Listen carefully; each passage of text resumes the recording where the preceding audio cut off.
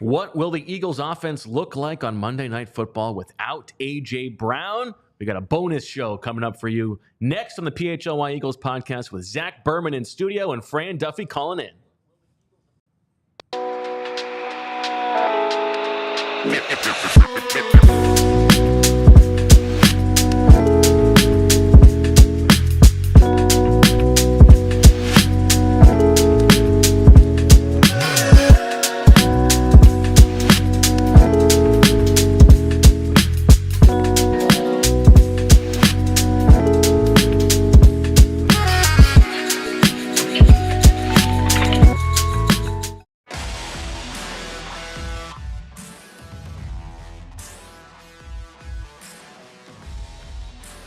Hello, everybody, and welcome to the PHLY Eagles podcast on a Monday, a game day Monday, 2 o'clock. Bo Wulf, Zach Berman here, just a few hours before the Eagles play on Monday Night Football against Kirk Cousins of the Atlanta Falcons. We'll hear from Fran Duffy in about 20 minutes. But, Zach, there's been plenty of Eagles news since we last spoke. Developments over the weekend. A.J. Brown ruled out on Sunday. Give us the update. How did this all come to pass, and what do you expect from the Eagles tonight? Am I supposed to pretend you're not holding a bat right now? Oh, I am holding a bat, aren't I? Yeah. What's the reason for that? Well, I mean, I can give you the story if you want. Sure, let's do it. I thought you wanted to get to the Eagles stuff first. Oh, okay. Yeah, let's get. I just feel it's kind of awkward for me to be talking about the Eagles while someone's ready to swing a bat right at me here. Well, last Sunday, so week 1 Sunday, okay, we did a little family trip to the John Hines Nature Preserve. During the day, you know, we don't get a lot of football Sundays at home, so we took a little walk out there and get some nature. And I think longtime sickos know that I have a long-standing battle with poison ivy. And so a few days after that trip to the John Hines Nature Center, I wasn't in the woods, but so sensitive to poison ivy am I that, like, if it's just the gas is in the air or whatever it is, it can affect me. And so a few days later, some ivy started popping up, you know, a little on the arm, a little on the neck.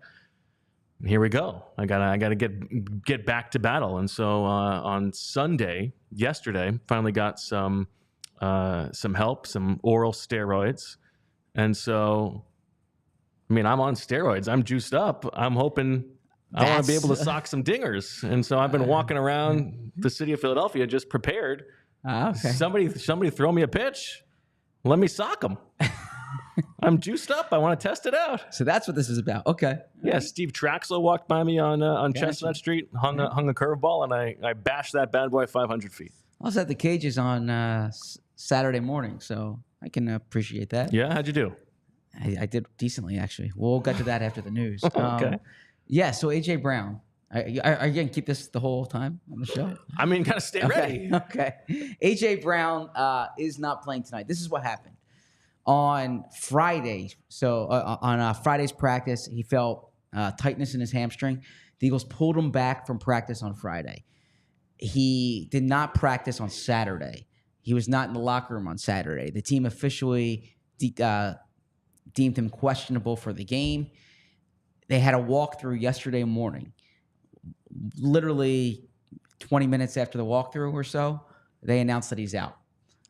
Very kind to fantasy football owners for them to do it before 1 p.m. That is kind for fantasy football owners. Also, it's like a little, the Christian McCaffrey thing. In San Francisco. Yeah, trying to curry favor with big fantasy. Yeah, when Jordan Mason found out Friday night, and Shanahan's like, I don't know what you're talking about. Yeah, then we were planning on now he's gonna be out for 7 weeks. Yeah. A.J. Brown out, and so the fact that they didn't bring it to game time, that it's not the type of thing where they wanted to see him work out on the field before the game, suggests that there's something here, right? Now, with hamstring injuries, with skill players, teams tend to want to avoid making like a 1 or 2 week injury, a 1 or 2 month injury. Yes. Because you can play with a hamstring injury, re-aggravate it, and then it's more serious. Especially week 2. Exactly. So that's the news here. A.J. Brown out. It's the second time the Eagles will ever play without A.J. Brown since they acquired him. The first time was the playoffs last year. We saw how that turned out. Now, circumstances are a little different this year. Different coordinator, teams playing differently. the presence of Saquon Barkley, the presence of potentially Jahan Dotson. So people want to know, how's this going to look? Well, Devontae Smith's the clear-cut number one. Jahan Dotson, he becomes the number two here. And when the Eagles acquired Dotson, one thing we discussed was to have a starting caliber player if AJ or Devontae went down. This is already being tested 2 weeks in. Don't forget Dallas Goedert. The Eagles look at Goddard as a near top of the league tight end, and they kind of think, well, the numbers aren't there because he doesn't have the volume of some of the other tight ends. Well, now he's in a position to have that type of volume.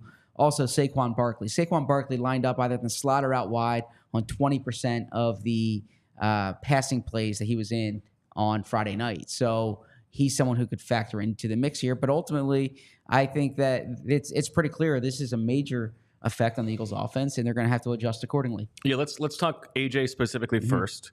Is your expectation that this is going to be a multi-week thing? It's a good question. I hesitate there because I don't have the answer. Sure, you're guessing. And I think that it's the type of thing where maybe it's touch and go going into next week, right? I don't expect this to be a multiple week thing, but I don't have the information to suggest that. I mean, he's not on IR, right? If this was going to be 4 weeks, they'd put him on IR right now to preserve this game, or so this game counts. Sure. If they put him on IR next week, this game doesn't count in that. It's not like in Major League Baseball where you can. Although I guess they could still do that potentially today. They could, because they need to open up a roster spot, which we will get to. Exactly.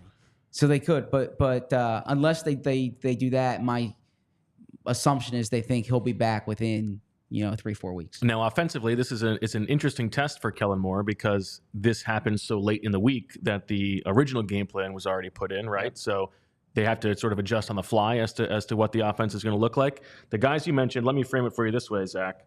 So Saquon last week, 2 catches for 23 yards on 2 targets.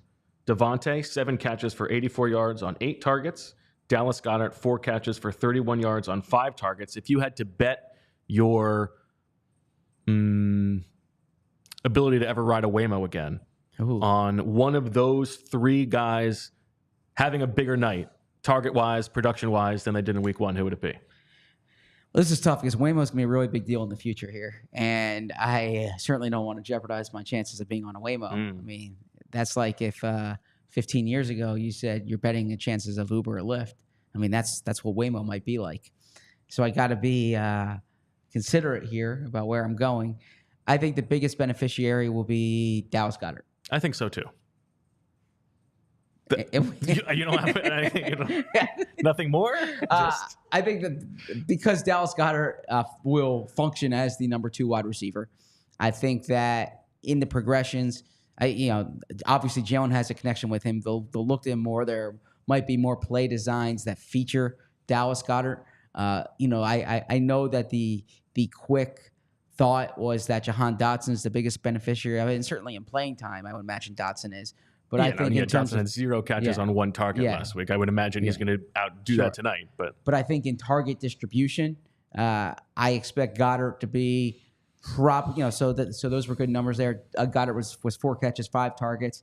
I can see Goddard at like 6 catches for 8 or 9 targets tonight. And I also think that the personnel packages are going to be interesting because Johnny Wilson also has he been declared out? He's questionable. He's questionable, and that's an injury that popped up on Saturday. Okay, and he was there I believe, at the starter practice on Saturday, so that means it happened during practice. Okay, and so that means they are obviously low at wide receiver numbers. We talked about last week was the highest percentage of snaps that Devontae Smith had ever taken in the slot, over 50% for the first time in his career. Probably not going to be the case tonight, just given what they have. I would imagine that we will see a little bit more 12 personnel than we did last week. They'll maybe lean a little bit on Grant Calcaterra because otherwise you're talking about Devontae, Jahan Dotson, and Britton Covey as the only healthy wide receivers until they potentially make an elevation. Yeah, so I'm expecting Paris Campbell. I know we'll get to that later. Let's talk about it. You can get into it. But no, I just want to bring up this point that you made because you talked about Devontae in the slot, and Fran Duffy had a great number up earlier today. Man, Fran's been tweeting a storm here. So AJ Terrell, who's the clear top cornerback on the Falcons, and he's someone who the Eagles have a great deal of respect for. Last week against the Steelers, and this is from Fran, Terrell played the George Pickens' side of the field every rep, but he didn't play man coverage and he didn't travel with Pickens into the slot. Pickens played 5 reps in the slot. Devontae played 29 in the slot. I imagine one thing the Eagles are going to want to do, if this holds true tonight, is to free up Devontae from A.J. Terrell, which means it behooves them to play him in the slot. Now, if you have Britton Covey on the field, right, that doesn't work out, and that's why you need somebody. You need a Paris Campbell, or who you need. I don't know Johnny Wilson's status. That's something I'll be watching before the game. I also don't necessarily think that like Devontae Smith needs to be worried about A.J. Terrell one-on-one on the outside. You know what I mean? Like, what do you mean worried by? Like, I think it's something you're cognizant of. You're trying to get the most favorable matchup. Sure, with of Devontae, course. yeah. But it's not. I don't think Devontae's shaking in his boots about A.J. Terrell necessarily. Ooh, wow. A.J. Terrell shade. He's fine. Didn't you want the Eagles to trade for him? Yeah, he's a good player. Yeah. So is Devontae Smith. Sure. Okay. Man up. You think A.J. Brown's worried about him? Okay. So Devontae played 29 reps in the slot last week. Curious to see what that looks like tonight. Curious to see if where A.J. Terrell is on Devontae Smith. But we talked about the Paris Campbell of this all, and this is fascinating to roster nerds like myself. Okay, so yeah, the Eagles are expected to elevate Paris Campbell in the sense that right now they have 3 healthy wide receivers. If Johnny Wilson plays, they have 4 healthy wide receivers, but you want 5 for a game. Now, the way the roster construction is, well, as we know, you can only elevate 2 players from the practice squad. Nick Gates and E.J. Jenkins. Last week, Nick Gates the Eagles needed a backup center. They needed a 3rd tight end. Those were the 2 practice squad elevations. Those conditions are the same now. They still need a backup center. They still need a 3rd tight end. Those guys are still on the practice squad. They can't elevate Gates, Jenkins, and Campbell from the practice squad. So in that case, they either need to not elevate one of them, or they need to open up a roster spot, either by putting someone on IR or by cutting someone outright. I don't think they're going to cut Devin White. Okay, I don't think that's going to happen. I think that maybe a guy like Darian Kennard, who you try to sneak him through the practice squad. It's already Monday here. I'm not sure how that he would clear waivers tomorrow. I'm curious. I'm kind of taking this a few steps ahead, or they could say, look, let's keep the 53 as it is. Let's not elevate Gates. If something were to happen to Juergens tonight, we can move Landon Dickerson over and put in Steen or something like that. Zach, this is roster hubris come home to roost, is what this is. Okay. Because boy, would it sure be nice for them to have a backup center on the active roster, considering that they let Dylan McMahon go, did not roster him in favor of James Bradbury, who ended up getting injured and is on injured reserve, was not going to be a role player on this team at all. Several other decisions that we have talked about. If they had him here, this would not be a problem. And I think there is also a bit of a carryover of, we had Jason Kelce. He was healthy for so long. Then maybe the backup center is not that important of a position. If Cam Juergens goes down, and Cam Juergens went down last year as a right guard, they're in bad shape. Long term or for tonight? I just think that this is sort of their just desserts for playing cute with the roster. Okay, now in order to try to prove a point about James Bradbury, or the Albert O thing, which we can get into obviously, but this is sort of what they deserve for that. I mean, this is turning into like the Jonathan Gannon argument, the Dylan McMahon thing. Well, how is it like Jonathan Gannon? Because it keeps coming up and No, this is Tuhill. Okay. My sense of this is they did not have the same evaluation of Dylan McMahon as you had. They're wrong.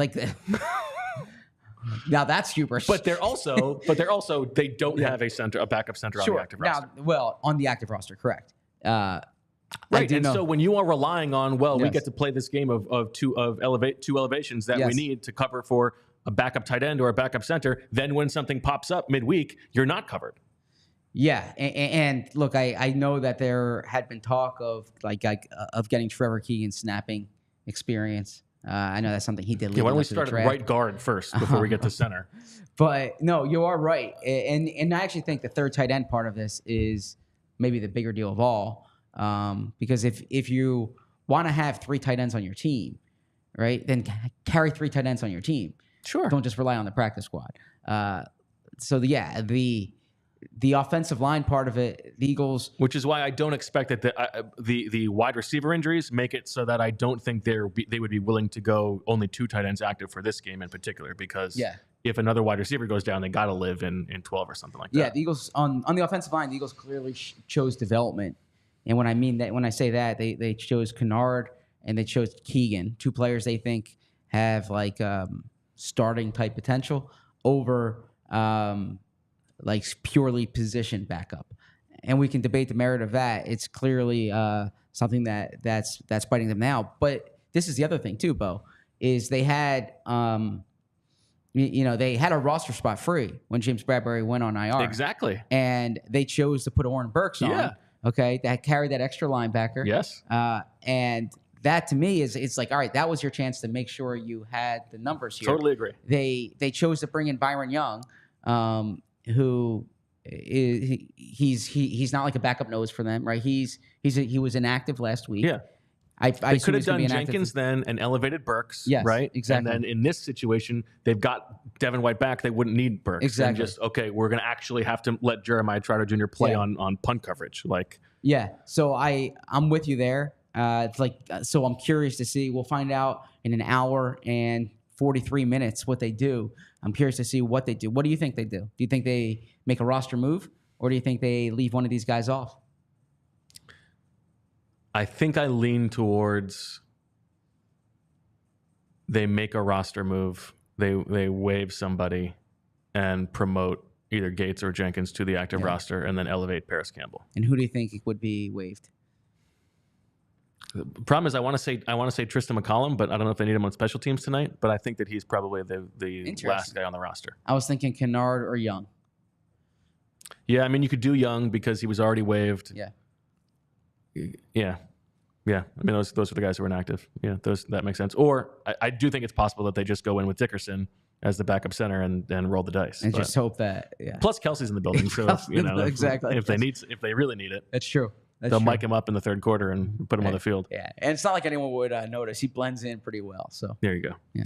All right. Well, this episode, like all of our episodes, is presented by Bet365. You can download the Bet365 app and use code PHLY365 when you sign up. Whatever the moment, it's never ordinary at Bet365. If you go to Bet365 today, Jamie Lynch has a nice little Eagles parlay that he put together that the good folks at Bet365 have boosted for you, so you get even better odds. It hit last week, and all last season, Jamie was crushing it. So, follow Jamie's lead for a little chance to make some money, because with Bet365, it's never ordinary. And you can see for yourself with their SGP Sunday offers, where you place a qualifying parlay bet totaling $20 or more on Sunday's NFL games and get up to $25 in bonus bets. Terms and conditions apply.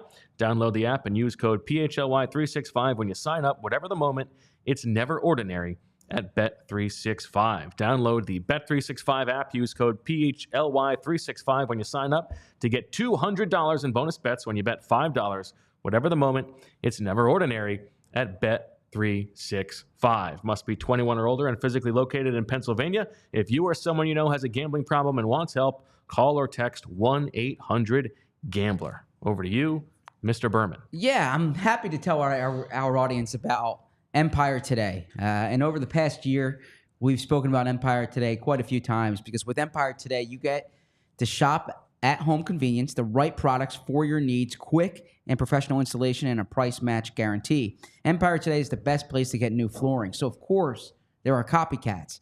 But they can't beat Empire Today, those copycats, on quality, service, speed. So they advertise low-quality products that Empire Today simply does not carry.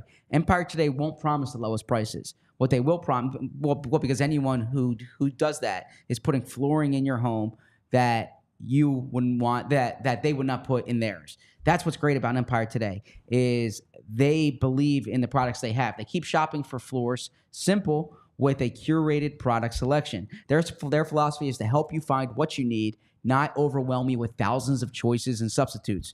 What they leave out of their selection is as important as what they put in it. It's kind of like putting a column together. Empire's product team is exhaustively combs through thousands of product samples each year to find the perfect style, and they have a virtual floor designer, which is a great way to see how the new floors will look in your home. And they pride themselves on convenient at-home service. They'll help customers shop for floors where they use their floors so they can see exactly what their new floors will look like in their home lighting and decor so they can make the most informed decision. Service your own warranties. If they service their own warranties, please, I'm careful with that bad. If an issue does arise, just call Empire. They service all warranties for themselves, and you won't have to track down the manufacturer's phone number. So this is the most important part. Schedule a free in-home estimate. All listeners can receive $350 off discount when they use the promo code PHLY. Restrictions apply. See EmpireToday.com/PHLY for details. You know what they should say, Empire Today? The highest ceiling and flooring. See what you did there. That's pretty good, right? Yeah. What did Michael Jordan say? The floor is the ceiling, or the ceiling is the floor? I think he said, F them kids.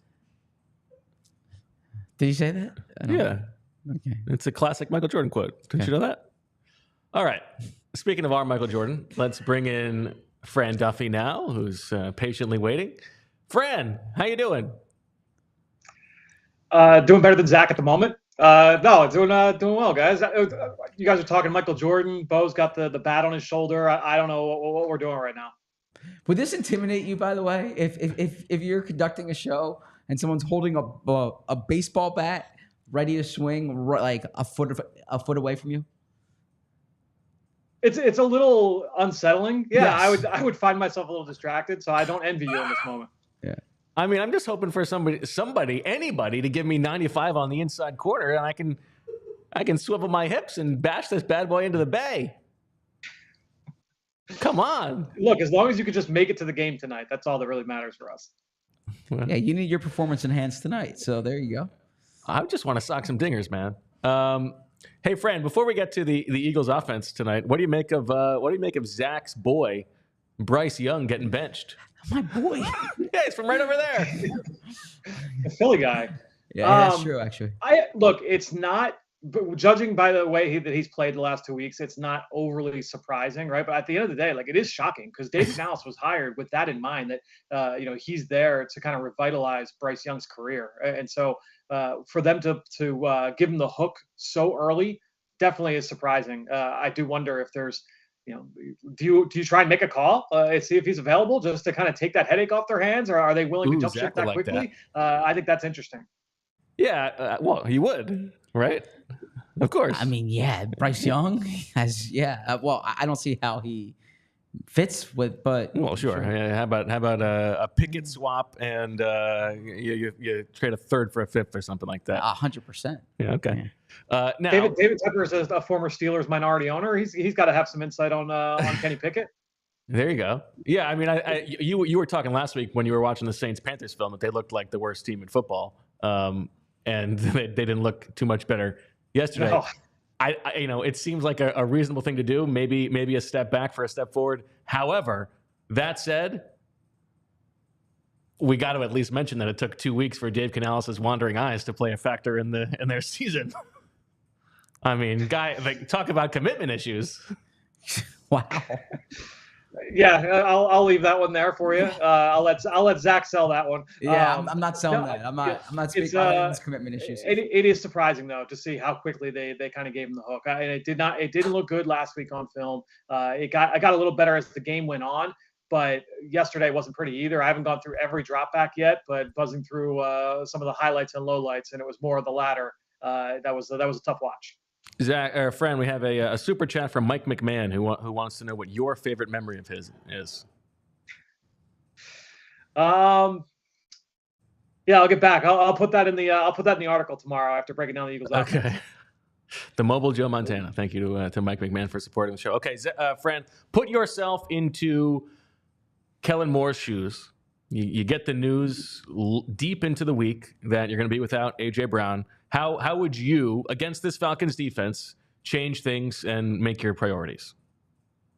Yeah, I mean, honestly, you're going to still try and run this pass game and this offense through Devontae Smith, Dallas Goedert, and you start working your way down the list. But you're going to start with those two names first. And I think the big thing is that in a matchup like this, if the Atlanta Falcons play this week the way that they played last week, where it is heavily zone coverage, very little man coverage, no man coverage looks at all, you're not worried about anybody traveling into the slot with Devontae Smith and trying to follow him around. So you can really kind of dictate if you have an idea, hey, you know what, on this down and distance, they really like to play cover 4. This down and distance, they like to play cover 2. This down and distance, they like to play cover 6. Whatever the situation is, now you can really kind of dictate for your quarterback, hey, we're going to run a cover 6 beater, and the first read is going to be Devontae Smith.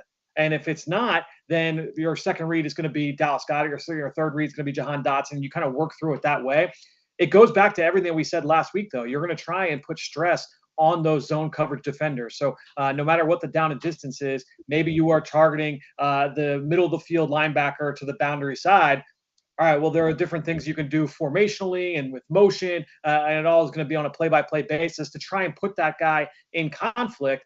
So losing A.J. Brown, yes, that's a big piece. You'd rather play the game with A.J. Brown, but I don't think they're going to completely throw the game plan out the window. It's more just going to be kind of tinkering who lines up where in this play call versus what we had planned earlier in the week. Now, in Bo's press conference with the Pittsburgh media, I'm sorry, with Arthur Smith's press conference with the Pittsburgh media this week. I mean, I'm holding a bat, Zach. I am holding a bat. I have roid rage. I have been in a bad mood all day long with these steroids. You really need to be careful.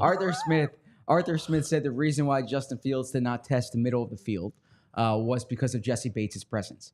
And when the Eagles are looking at this secondary tonight, this Falcons secondary, you have Jesse Bates in the middle of the field. You have A.J. Terrell on one side. I referenced your stat earlier about A.J. Terrell's coverage of George Pickens, how he didn't go into the slot.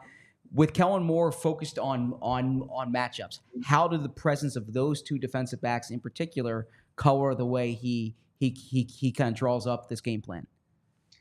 Yeah, I mean, we'll see if he's going to completely avoid the middle of the field the way that the Steelers and Arthur Smith did. My guess is that Arthur Smith was covering up for his quarterback a little bit there. I do think that was part of the game plan. You go in, hey, we want to stay away from Jesse Bates. We don't want to throw the ball in his direction. But to completely avoid the middle of the field and not target it at all, that seems a little extreme to me. So I do think you want to be wary of those guys. And we talked about that late last week on the show on Thursday, is that to me, like at the top of the sheet for game planning for this opponent, it's you can't give the ball to the other team. They've got 3 proven ball hawks on that side between Jesse Bates, A.J. Terrell, and Justin Simmons. All 3 have shown the ability to take the football away from opposing quarterbacks at a high clip so far throughout their career. And you need to do everything in your power to not do that, especially in a game that you anticipate. Like the Eagles, obviously, the Eagles are favored going into this game. They should feel good about their ability to win this game at home.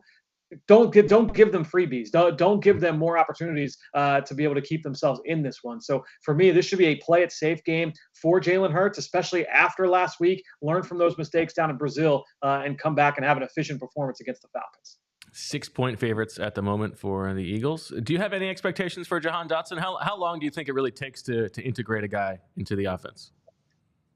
It all depends on the individual. Some guys we've seen come in and make an impact early. Julio took a few weeks last year, right? But I think that when you look at Jahan Dotson, I don't think that they're coming. I mean, he played a lot of snaps last week, and so it stands to reason that he's got a grasp of what he's asked to do in the offense. My guess is he's going to be a full complement. Now, again, it just comes down to what does that target share look like. I still think he's probably 4th on the pecking order when it comes to an ideal game plan, an ideal script for Kellen Moore in the pass game. All right, what does this look like? I would think that he's going to be behind Devontae Smith, Dallas Goedert, and even Saquon Barkley in terms of who do you want to get the ball in the pass game to first. So, I think that might result in maybe 3 or 4 targets. And then what does he do with those 3 or 4 targets? Do they come in critical situations? Do they have stuff dialed up for him on 3rd down or in the red zone? He was a really good red zone receiver for Washington as a rookie. Is that an area where they feel like he can make an impact? That's something certainly to watch. Bo asked you to put yourself in Kellen Moore's mind. I'm going to ask you to put yourself in Jimmy Lake's mind here, okay? And Jimmy Lake, of course, for those who don't know, is the Falcons defensive coordinator. Now, week 2 last year, the Eagles played against Kirk Cousins, played against the Vikings when Kirk Cousins was the quarterback. The Eagles were coming off a poor rushing performance, and DeAndre Swift had a huge game. It was the most carries ever in the Sirianni era. And part of that, I imagine, was because Brian Flores, the Vikings defensive coordinator, looked at the way the Eagles played and said, you're going to have to run it on us. Jalen, we're not going to let you do anything deep on us here. So it's a different situation going into this game. You saw what Saquon Barkley did week 1. You see, obviously, the Eagles don't have A.J. Brown. Jimmy Lake, his game plan here, do you think he's trying to load the box up saying we're not going to let Saquon beat us? If the Eagles beat us, it's going to have to be Jalen completing passes to these other guys? Or do you think not much changes with his game plan here? My guess is that, based off of last week and how they played against Pittsburgh, Zach, I mean, they were not afraid to load up and match them from a personnel standpoint. We saw them go with base personnel defensively and match up against some of the heavier groupings from Pittsburgh. So I do think that they will try and match the Eagles and force them to get out of those run looks. That was the thing with Minnesota last year, as you mentioned, was that so often – the Eagles were having success and the Vikings were not adjusting. And so the Eagles, and credit to Brian Johnson and the coaching staff at that moment, was, all right, let's keep pushing this button. We're not going to back down from running the football. If they're going to let us run for 4, 5, 6, 7 yards a clip, we're just going to keep doing it up and down the field. My guess is that Atlanta would adjust and not let that happen. The big thing I think from this one is that we're going to see more than one big blitz from the Falcons. We didn't see any from the Packers last week. So my guess is that they're going to push that button a little bit more than what Green Bay and Jeff Hafley did. And I would imagine that it would happen on like the first third down of the game. Like, if you're a defense, you have to see how they're going to react and see exactly what the answers were. I thought that Jalen Hurts was really decisive against the blitz last week. The ball came out fast. The ball came out exactly where it needed to go, but it wasn't from those zero blitzes. So to me, if you are Jimmy Lake in this game, you've got to try and test that early. All right, other side of the ball, Fran. If we just presume that Kirk Cousins is sort of the same guy that he was last week. He has not miraculously healed in 8 days' time, and they're not willing to let him just a lot of under center play action and bombs away, all that stuff. They're sort of trying to protect him. If this is a 30-touch Bijan Robinson game, how well suited do you think the Eagles defense is to handle that? They've got to tackle better than they did a week ago, for certain. And that was an issue, and especially getting off blocks as well. It wasn't just tackling, and they had a bunch of missed tackles, but just getting off those one-on-one blocks. If you are allowing yourself to get blocked one-on-one, that's a win for the offense. That's a hat on a hat. You have to be able to take 2 for 1 defensively. And so that will be a point of emphasis in this game. I'm interested to kind of get your guys' thoughts, because in the last few days, Atlanta has, put out there through various media channels, right, that, hey, Kirk Cousins is healthy. This was not a health issue. Now, it's possible that they're lying, right? But also, it could be, hey, our doctors have cleared Kirk Cousins.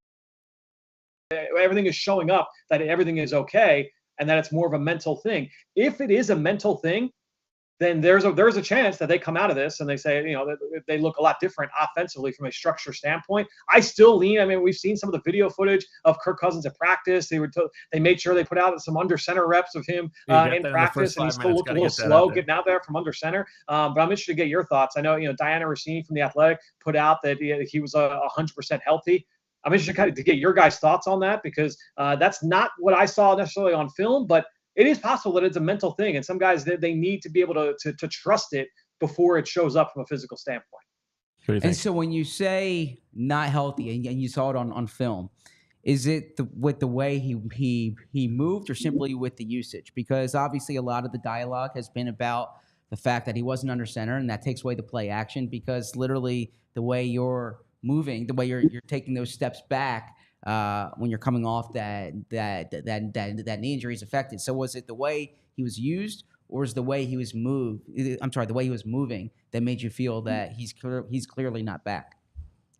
To me, both, but I think the movement certainly stood out, or the lack of movement certainly stood out. And then also, when he did have to put some extra mustard on some of those throws, we talked last week about how that's where you saw the accuracy really go downhill. And when you're feeling like you have to really wind up and put everything into that throw, that's where the accuracy levels can get a little bit more scattershot. And I think we saw that from Kirk Cousins in this game. But again, there's a chance that it is more mental, and if it is mental, then just like that, it can flip going back the other way. And so I guess that remains to be seen.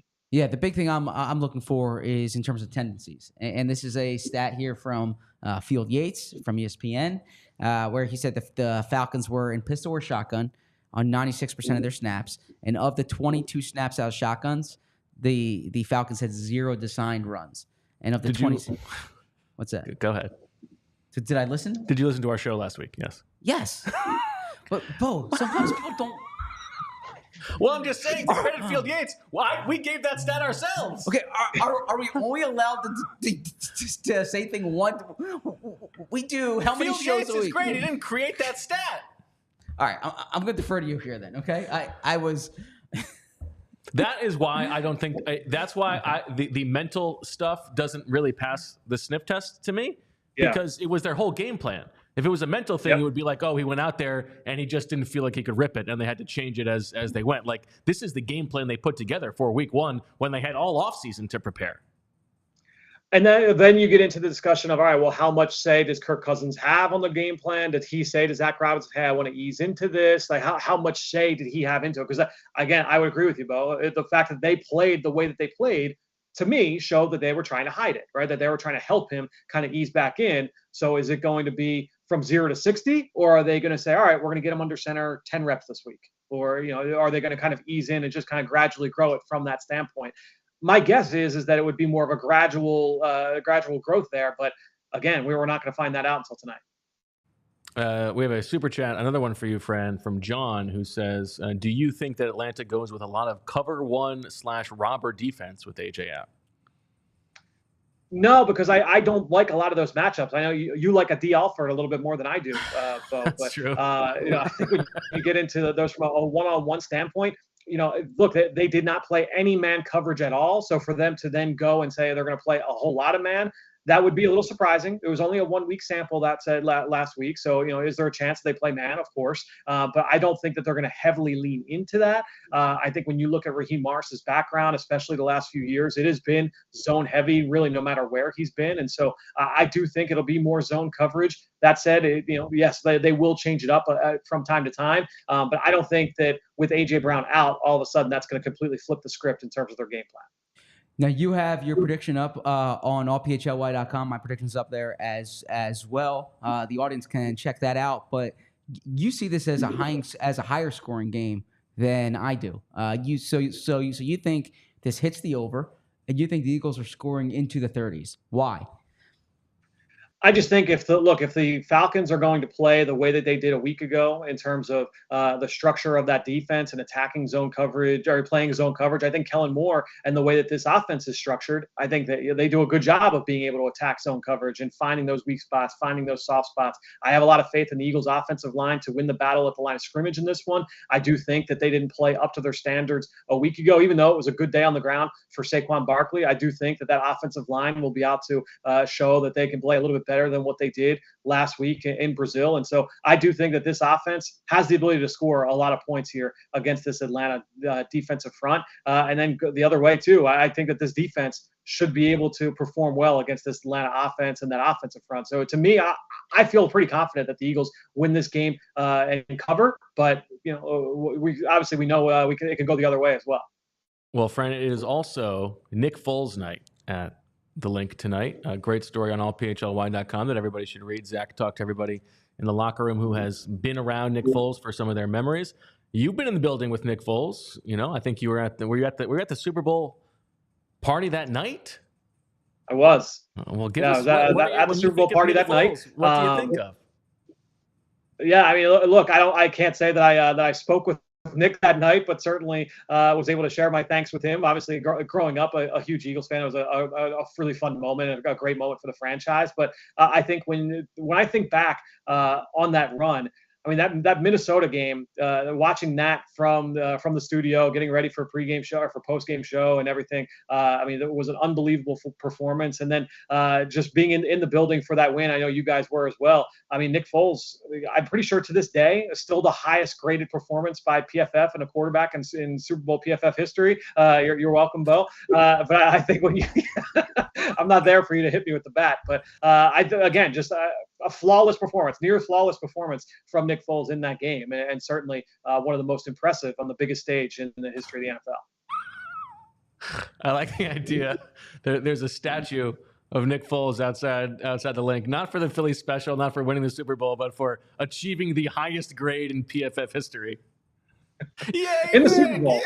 Yay! I knew you would like that, Bo. Fran, we will see you tonight. We have all kinds of shows covering the game. It's going to be halftime with you and Vinny Curry, and then post-game show, you, me, Jamie, and Vinny Curry as well. And, of course, the kickoff show with Jamie and Rich from our watch party before the game tonight. So look forward to all your insight after the action that we see at the link tonight, Fran. Will the bat be there for post-game? I don't know. Right now, I'm feeling like I can't go anywhere without this bat. It's the roid rage is real. I know. For your sake, I hope somebody throws you a softball and you can hit it out of the park, and then we can move on with our lives. Well, that's going to be tough. Thank you for spending the time. See you guys. All right, thanks, Fran. If you want to cover those eyeballs with something to shade the sun, well, Shady Rays has you covered. You can get ready for the season ahead with quality shades built to last. Our friends at Shady Rays have you covered with premium polarized shades that won't break the bank. Shady Rays is an independent sunglasses company offering a world-class product rated 5 stars by over 300,000 people. Their shades have durable frames and crystal clear optics, making them the perfect choice for all outdoor adventures.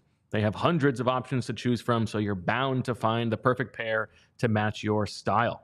Plus, we talk about it all the time, the best coverage policy I would say beyond just the sunglasses industry. Hard to find any better deal than this.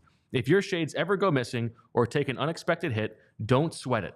Shady Rays has the most insane protection in all of eyewear because every pair is backed by lost or broken replacements. And if you don't love your shades, you can exchange for a new pair or return worry-free within 30 days. There is no risk when you shop. Their team always has your back with personal and fast support. Exclusively for our listeners, Shady Rays is giving out their best deal of the season. Head to shadyrays.com and use code PHLY for 35% off polarized sunglasses. Try for yourself the shades rated 5 stars by over 300,000 people. I want to tell everyone about Foco. My daughter saw a Philly Fanatics plushie, the other day, and she wanted it. And I looked at where it was from, and it was from Foco. And I said, "Oh, if you want this, there's a code that we can use where we can get a good discount." And then the reason is this, because Foco is a leading manufacturer of sports and entertainment merchandise with a product line that includes apparel, accessories, toys, collectibles, novelty items, and more. It's the best officially licensed gear for all sports and fandoms. If you're going to a basketball or a hockey game, show off your love with team-branded friendship bracelets. Whether it's hoodies, jackets, beachwear, or even overalls, there is something for fans for almost every occasion. Foco has hooked PHLY up and provided awesome pieces for our sets. Foco always has our backs for Philly sports, and they have yours too. Get the best gear around by using the link in our description. For all non-presale items, use the promo code PHLY10 for 10% off. So what is the plan for the Nick Foles honoring tonight, Zach? Well, he's the honorary captain, so he'll go up for the opening coin toss. I imagine there's going to be some type of video montage. He'll be introduced to the crowd. I don't know when specifically that's going to be, if it's before the game, if it's during a break in the game, if it's halftime. I can actually look up to get the details of that. But I will be speaking to him along with other reporters before the game in the 6 p.m. hour, so I'll have updates in all PHLY. Well, I'll probably have updates on social media for that. I don't know if I'll have a dedicated article up tonight on what Foles said, but I'll try to incorporate it into the coverage. But more importantly for the fans, yeah, he'll be honored at the game. Let me pull up exactly what the plan is in that regard. Now, speaking of the social media coverage, I'm just curious, has Emily offered to tweet for you even though you're back in the States at all? Because the gimmick is so good? Well, the gimmick was good, but no, I mean, she's busy with her stuff, and she won't be staying up for this game. Here you go. So let's see. Nick Foles will serve as the honorary captain, like I said. There's no official time here for when he's going to be I imagine announced. it would be halftime, right? The national, it might be before the game. Sometimes they do it during it. The national anthem is going to be performed by her last name's Lozano. Jamrys Lozano. Do you know her? No. Jamirys.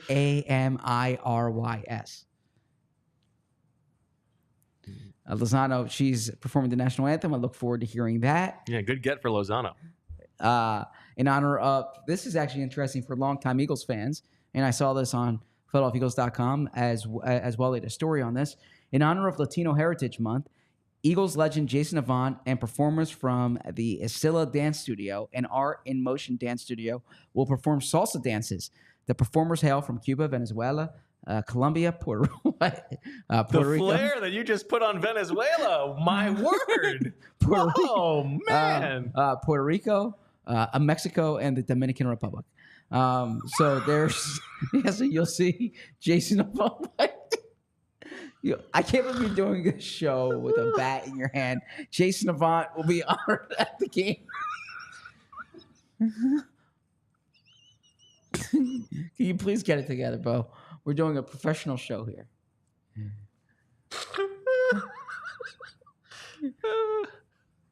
Venezuela. What? The Flair.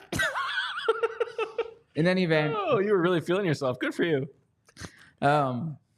So it is important. Throughout the game, there's gonna be a lot of fun stuff, and you'll see Nick Foles there. And if you're watching the game from home, which I imagine most people are, Jason Kelce is going to be in the broadcast booth for the third quarter of the game with Joe Buck and Troy Aikman. So that I look forward to that because that's where he should be, as far as I'm concerned. I mean, you did the story trailing him last year at the what is it called? Well, now they call it the Media Summit. Okay, But yeah, it used to be called the broadcast. I like the Kelce personality stuff, but I feel like he's so knowledgeable about the game. I would much rather hear what he has to say about a live game as it's happening. Yeah, and especially doing it with Buck and Aikman and doing it in Philly is going to be interesting. Did you catch the Jalen Hurts, Jason Kelce interview? I did. What were your thoughts on that? I thought it was a good interview. And nice to see them talk. I feel like the Eagles social media, there's nothing but love here. Look at how much these two guys love each other. Is a little bit, protest too much, perhaps. Yeah. Well, I lived through that with Foles and Wentz, right? It's like, best friends, right? How much they were best friends, right? But professional respect, certainly. Yeah. It was good. It was nice. It was what do you think they call the tush push internally? Good question. And why are they so guarded about it? Good question. I imagine for schematic reasons. I don't know. What schematic reasons? You don't want to give the name of a play? I don't know. But everybody knows the tush push is coming anyway. Well, that is true also. Yeah, I don't have a good explanation for you there.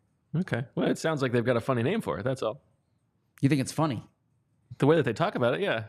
It's just kind of Jalen and Nick are a little guarded with that stuff. Okay. All right. What else is on your mind?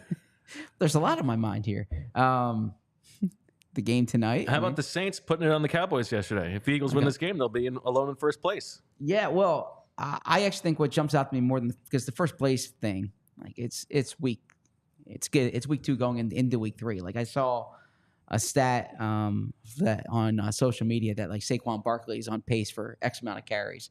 It's it's one game. The Eagles are on pace to go 17-0, right? You can't. But what jumps out to me is the way the Saints are playing, and this stretch here of NFC South games, the Falcons, the Saints, and the Bucks going into the season. I thought this was a chance for the Eagles to build up some wins. This could be a barometer for the Eagles. The Saints look really tough. The Eagles are getting them on a short week, or the Eagles are on a short week. Saints are at home with a full week, and then the Bucks look good. So yeah, if it's why the Eagles need to win tonight. Yeah, I think that I felt like that game was more. This was the conversation we had on the ALLCITY NFL show last night. But yeah, I think that game felt more about the Saints and this offense that is catching the league by surprise than necessarily that terrible news about the Cowboys, right? Yeah, I'm impressed by Clint Kubiak. I think he's doing a good job there. I don't love the talent on that offense, but Derek Carr's making it work. They have speed at wide receiver. You're seeing that. Alvin Kamara looks like the Kamara of old. So they're putting it together. All right. Anything else from around the league that popped to you? Well, you mentioned Bryce Young there. No, I mean what jumps out to me overall are like the great quarterbacks aren't necessarily playing great right now. I thought, there was that clip of Burrow throwing his helmet after the pass interference, and look, that is tough, right?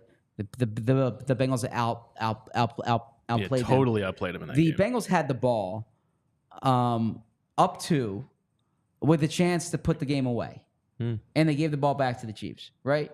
Like that's where your frustration should lie. But across the board, these a lot of the top quarterbacks aren't playing like top quarterbacks right now. I do think though, I was impressed by the Cardinals, seeing that yesterday, seeing Marvin Harrison Jr. from that way. He showed up in a big way, as I expected. I was kind of laughing at the criticism of his speed. It's like I've seen Marvin Harrison run fast. Okay, like he's gonna be fine. It's one game, and Marvin Harrison was fine. Kyler looks terrific. That's what jumps out to me there. I thought, I'm trying to think. Last night, Caleb Williams, that offensive line is a problem. The line is tough. That line's a problem. Some of these rookie quarterbacks, it shows how C.J. Stroud was an anomaly. I didn't think Caleb Williams looked that bad last night. No, he did not. He was just under duress. Yeah. I mean, Jaden Daniels, I didn't think looked that good yesterday, passing the ball at least. The Giants. How about Daboll, huh? Yeah. I mean, come on. Talk about roster hubris. Seriously. And this Gano deal. Opening kickoff. Yeah. And he had something going into the game, and they're like, well, he didn't get hurt with that injury. Well, it wasn't the groin, it was the hamstring. Yeah, exactly. And like also have your punter kick it off then. Yeah, like why is he chasing down? Yeah, exactly. Yeah, why is he chasing it down? Yeah, exactly. Yeah. So it's really gonna be the Eagles and the Cowboys in the division. But you're right. This is why the Eagles have a chance to take a 1-game lead tonight, and you don't want to be 1-1 going into the Saints and the Bucs on the road. Yeah, I mean, listen, this is a game. It's possible that things change from week 1 to week 2. It's possible that their offense is going to look totally different than it did last week. However, even though the Eagles do not have A.J. Brown, it will be, I think, a pretty big disappointment if they're not able to go out and win this game handily tonight in front of a raucous home crowd. They don't get a lot of home games the first 2 months of the season, so like they're going to be crazy. It would be a pretty significant letdown if they can't win this game easily. Yeah, as I wrote on PHLY.com, and you can see that right now, is that there are tangible and intangible reasons why I give the Eagles the advantage. I think they're the more talented team overall. I don't like the Falcons' defensive front, and I think that the Eagles are better on the lines of scrimmage, both lines of scrimmage there. I do like the Falcons' skill guys, and I like their secondary. But I think the Eagles have the advantage on both lines of scrimmage.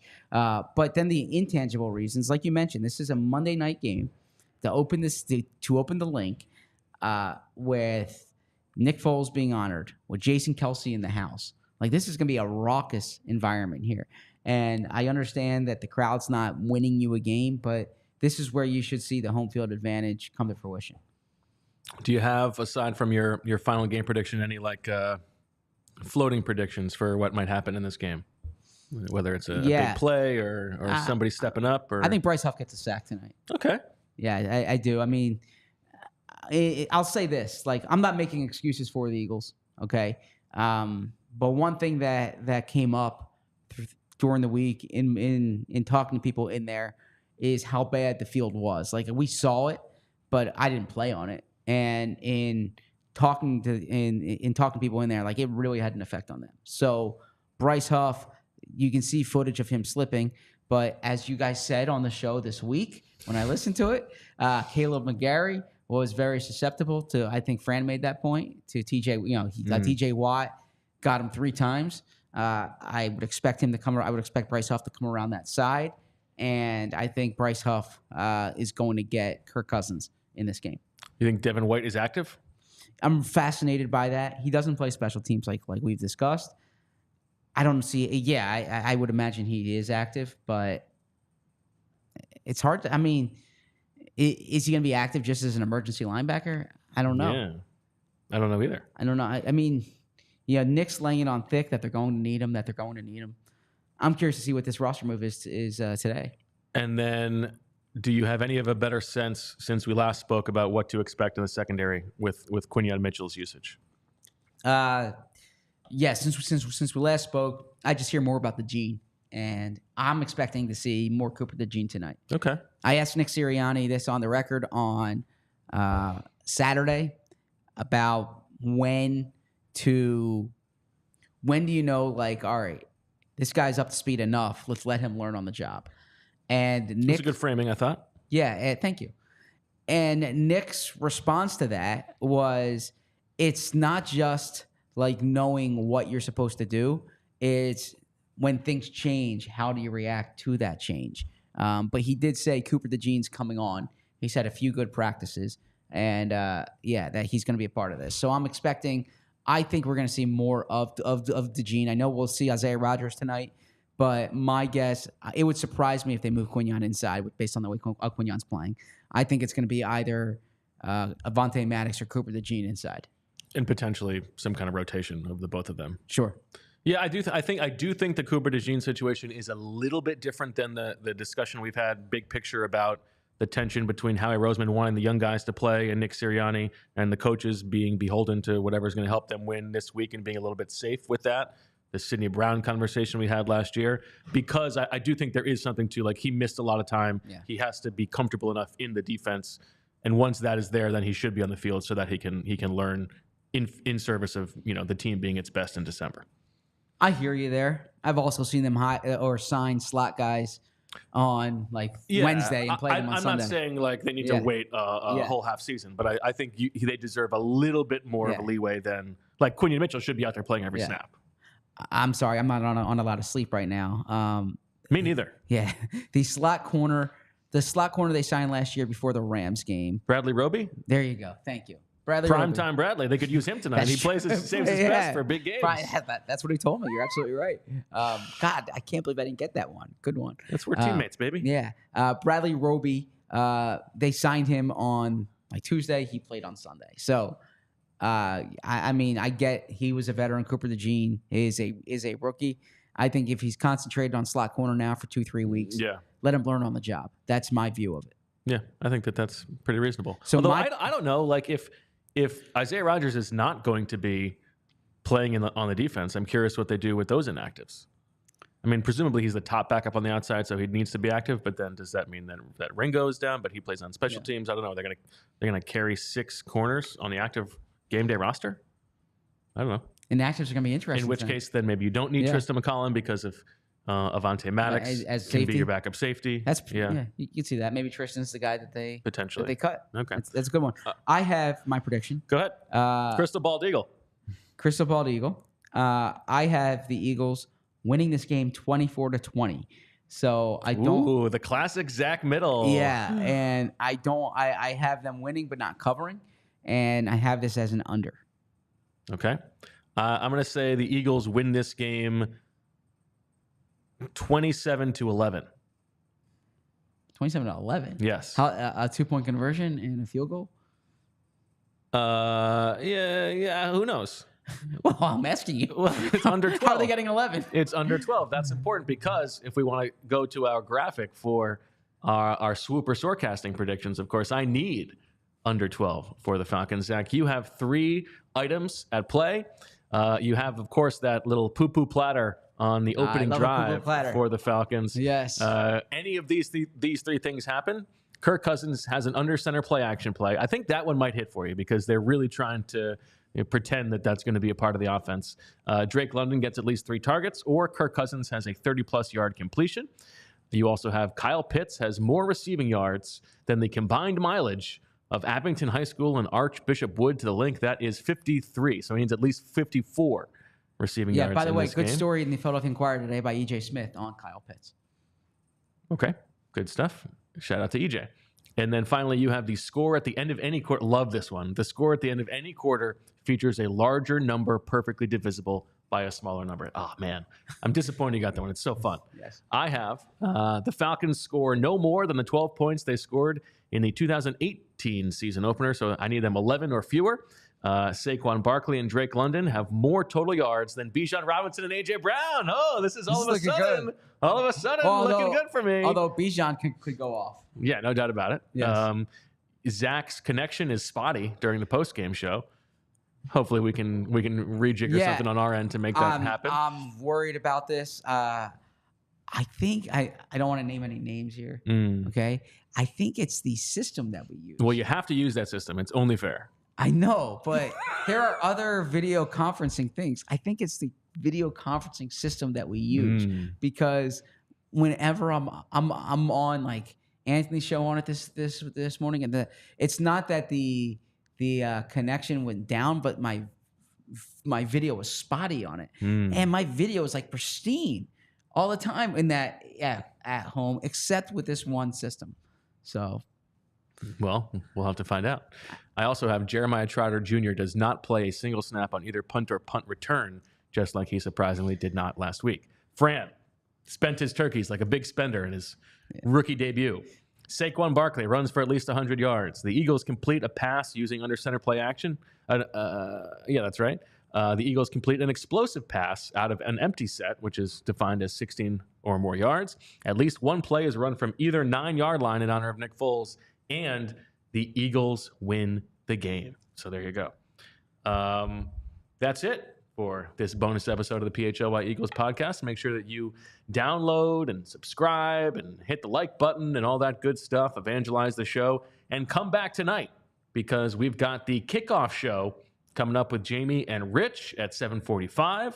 The halftime show with Fran and Vinny Curry, of course, the Super Bowl champion. Maybe he'll have some thoughts on Nick Foles we can dive into on the post-game show when it's Vinny Curry, Fran Duffy, Jamie Lynch, and myself. Thanks to everybody for watching. We'll also, of course, have updates from Zach Berman at the link on the kickoff show and the post-game show. So the whole gang ready to knock this one out of the park on the season opener for the Eagles. Thanks to everybody for watching and listening. We'll talk to you later tonight. And as always, we love you. We all silly like the mayor.